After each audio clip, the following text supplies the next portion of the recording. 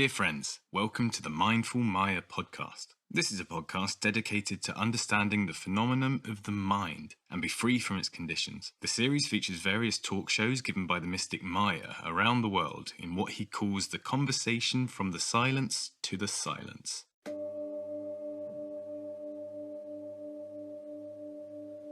There are two ways to live a life or go through this journey of life. The first is very normal and happens with everybody, and that is holding on or gathering of stories. The more we gather the stories, the more our luggage becomes heavier, or the luggage of life becomes heavier. And all the suffering comes from this, holding on to different stories. And that is the natural process. It is by default so that we go on holding on to stories. And the main story becoming our own name, because without a basic story, the world or the human world does not function so well. To understand what each others are doing, to understand the way that we communicate and what we communicate, we need a basic story, and that is our name. As soon as we're born, we're given a name, and at that time we don't know that we are being called through this name. But slowly with time, we start to understand that this particular word is my name, or when somebody calls out this word, I should respond. So this is the first story. As soon as the name is understood, we start differentiating the self with the others. First, we see the separation between us as an experiencer, a very young, a child mind, an empty mind experiencer, starts separating itself with other beings. And without that particular identification of me and others, it seems difficult for the world to function in a cooperation. And this is the first story of you with your parents, and slowly understanding other family members, relatives, neighbors, friends, partners. And gradually this circle goes on becoming bigger and bigger. As many characters there are, as many stories evolve. If there is a family of 3, the stories are limited. So 3 people, 3 stories. The story of I, the story of a mother, let's say, and a story of father. And if there are siblings, the story goes on adding. And of course, the mind being a very, very delicate and very intelligent, complex machine that keeps on recording all the stories. And it records for mainly the purpose of protecting the host of this body and this mind. And we as a host, or the one staying inside of this body, of this mind, we gather in the information or the stimuli coming out from the environment, from our surrounding. And with one person, let's say just the self, just the I, there are some stories that develops. And as many characters we go on adding in our life, or as many people we go on adding in our life, the stories go on multiplying. And this is the natural way of how the mind works. And this gathering of stories and experiences in the mind has been helpful for the humanity. And as we can see, we have come a long way from caves to the concrete caves with heating and all the facilities to basically protect and have an effort to extend the life as much as possible. And this is what the mind is designed to do by default. It protects itself. And by protecting itself, it of course protects the host or the witness that is inside.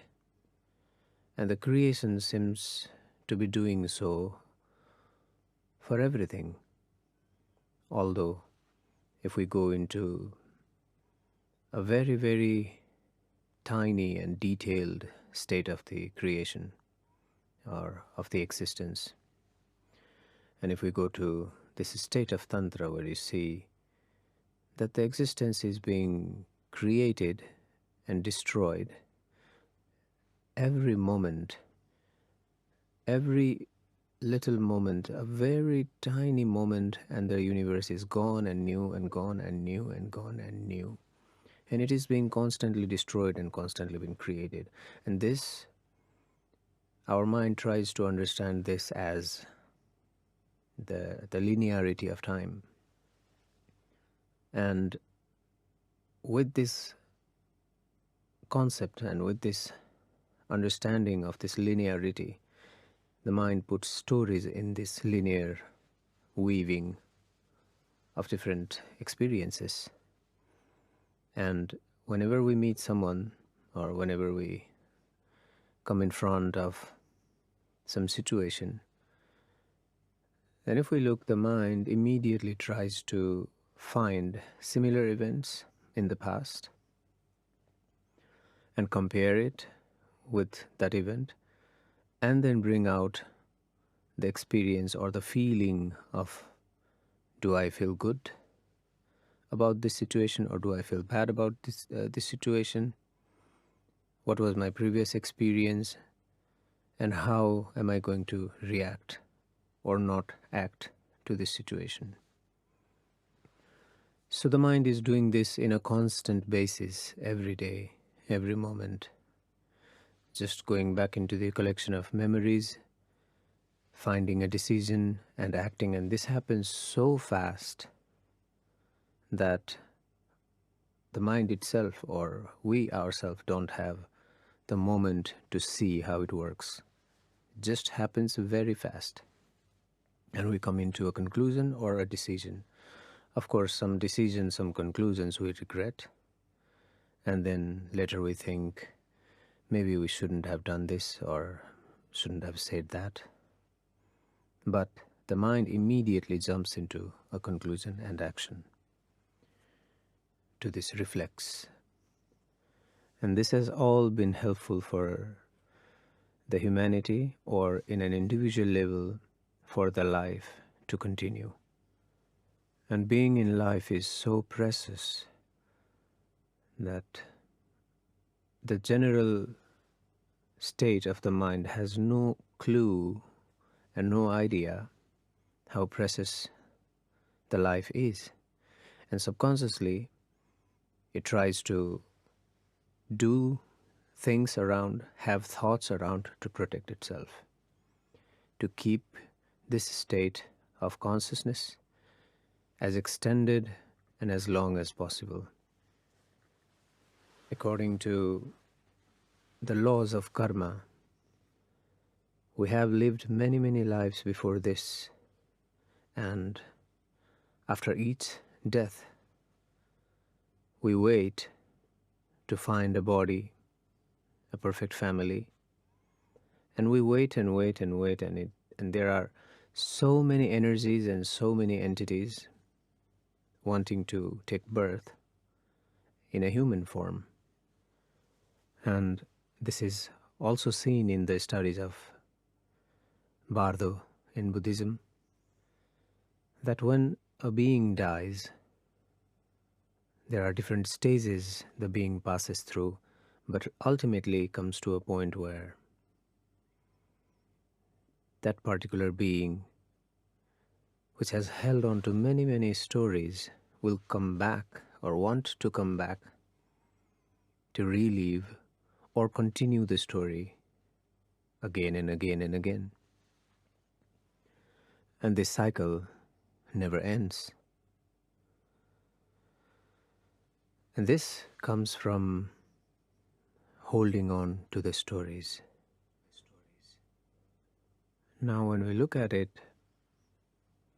we are at this moment, at this time, feeling however we are feeling at this point, all because of the collective effect of the stories that we have held in this life.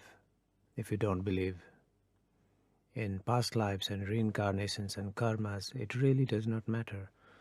Whatever you have held on to as stories, at the moment you are the result of that. Be it positive experiences that you went through, be it negative experiences that you went through, you have come to this point and you are still breathing.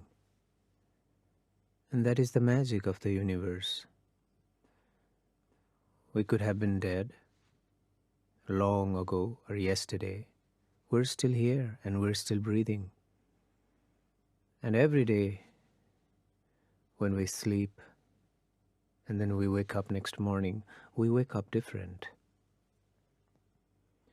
Of course, it takes some time to see that it's not the same person that goes to sleep that wakes up. And meditation shows this as well. The more we are able to watch different stories that our mind has been holding, and as soon as we start seeing that the mind has been holding stories, or let's say narratives, if the word helps, as soon as we see that the mind has been holding on to different stories and creating different feelings and different cross-checking with these experiences, and then expecting what to experience or how to react. If we see this phenomenon of how the mind is doing this, then it becomes really simpler, because as soon as we realize that this is how the mind works, then the mind starts becoming our friend. Of course, it will still do the same thing it has been doing, because mind is like a mechanism again that repeats a certain pattern again and again and again. So it is easier to then see the functionality of the mind, and that seeing is the witness. Now the witness does not hold on to any stories, or cannot hold on to any stories. A witness is simply a witness. For the people who cannot find this witness, there is a conscious choice that they have to make in order to find this witness. Although the witness has not gone anywhere, it is always there in each and every human being, has not left and did not arrive from somewhere. It is always there, since the birth and until the death.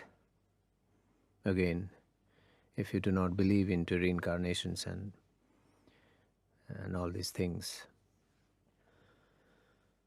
but the witness is always there. Just take an example. The simpler example I give in many meditation sessions is about lying. when we are about to lie to somebody, there is always something inside us that knows that this is not true. Who knows that this is not true? Who knows that I'm going to lie? And who is the one that is lying? Of course, it does not happen when we're telling the truth. It just goes out. But when we are about to lie, there is always a cross-check that happens. And another way of knowing the witness in a subtle form is to see that the witness is always there no matter what the circumstances are around in the mind. For example, when we are happy, we know and we feel, today I'm very happy. And this today I am very happy. And someday soon, the sadness will come or the misery will come. And then there's something that says, today I'm sad, or today I'm depressed, today I'm suffering. But this I does not change, does it? If the I was only misery, there should be only misery throughout the life, but there is not. And if the I was the happiness should be there throughout the life, but it is not. The I does not change, everything else changes. Stories changes. They build on the top of one another, but they keep on evolving, they keep on changing these stories. And the more complex the story becomes, the more difficult and heavier it becomes for the mind to comprehend and to understand and to feel at ease. And the mind, on the top of that, adds one more story, that my mind is never silent. I'm always having problems in the mind. But this I has never changed again. Of course, the stories around the mind has evolved, changed, added, but it never removes something. There is a part in the mind where it throws away or stores away the unnecessary stories so that the mind is not overwhelmed and can function in a normal pace. But these hidden stories can be seen, and most of the times in meditations all these hidden stories start coming up, and then we realize that the mind always keeps on recording everything. Now, the second way of going through this journey of life is the dropping of the stories. So how we can drop the stories when the mind is the mechanism to record everything? Even the idea of dropping the stories is being recorded in the mind. So how do we drop?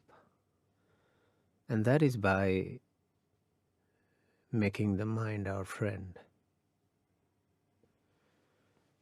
Whenever we let our mind do whatever it wants to do, again, the mind, whenever the mind goes on into a journey of thoughts or dreams, just let the mind go wherever it wants. Let the mind bring on different thoughts, whatever thoughts it brings on.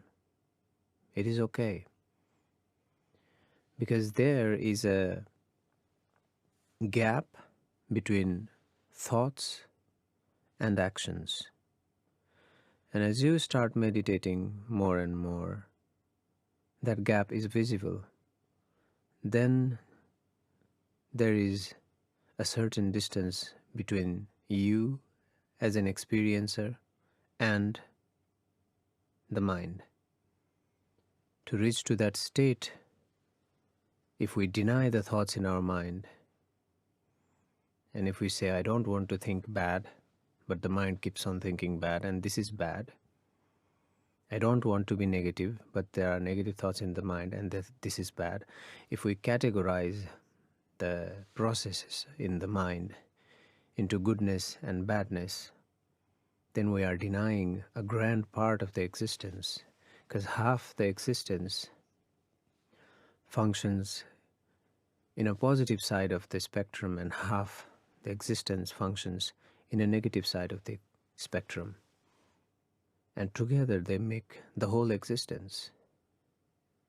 And what we have learned to do as we grew up is to try to stick towards or force ourselves to think towards the positive side. The more we force towards the positive side, the more mind negates, because of course the mind has both sides. And this is what has been discussed in The Shadows by Carl Jung, when he says that as we realize that there is a possibility in each and every one of us to become the worst possible person in the world, and we know that is the case and the potentiality to be that, then we don't be that. Then we understand that there is both sides to the life. And also in Tantra, as deeper as we see our shadows, as soon as we see our depth and negativity, it immediately starts transforming into the state of energy that gives a supply of energy to the witness, but does not affect the actions of the witness if that particular witness does not want. So there are different thoughts and different spectrum of thoughts that the mind produces always. And of course, the interesting thing is that the mind produces these thoughts based on what it has fed itself before. So if it has heard some stories and in one place, and it has heard some stories in another place, and seen something and experienced something, it combines everything and creates its own stories, its own way of retelling the narrative. And when it retells the same narrative over and over to itself, then it starts believing in those narratives, just like we believe that we are our names. And when we are called, when our name is called, we just become alert. And if there are 100 people in the room and somebody calls your name, you become alert. And of course, everyone becomes alert at first with the sound. Then as soon as they realize it's not their name, then you still keep this alertness on in you. This is the level of the story that has caught you, that gives you a certain identity. And again, these identities are useful. They are the tools that you can use. But there is always a witness inside that does not have any identities at all. And the practice of all sorts of mindfulness and all sorts of meditation techniques around the world is to bring a person in this state gradually, that you are a witness. And it is okay. Whatever the mind brings, it is okay. And again, whatever the mind brings in any situation, it is okay. And of course, you have the free will to choose what to do, what not to do in any given situation. But to know and see the effect the situation causes and triggers something in you gives you a tremendous opportunity to know yourself more and more. As different situations, which are again different stories, triggers different depths of your being, you get to know yourself more and more.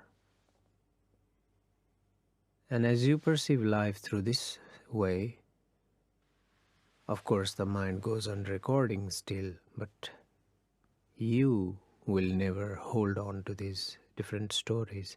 And if you want, you can browse through the memory in the mind and use it as a tool to help you or to help others around you, but knowingly that you are using it as a tool.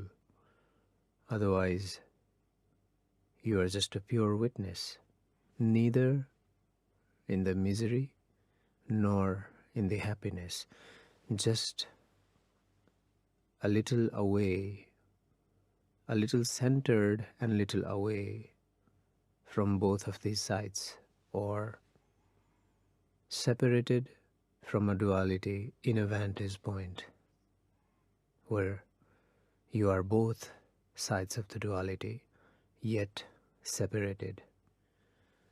So the first way of living life, the default way, applies for everybody by birth.